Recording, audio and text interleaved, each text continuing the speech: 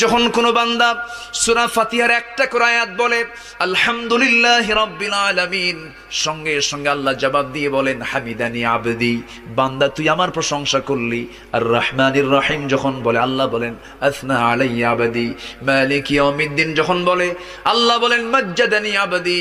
এরপরে যখন বলে ইয়াকা না'বুদু ওয়া ইয়াকা নাস্তাঈন পর্যন্ত যখন বলে আল্লাহ বলেন বান্দারে তুই আমার কাছে কি চাস, প্রাণ খুলে চা রে বান্দা।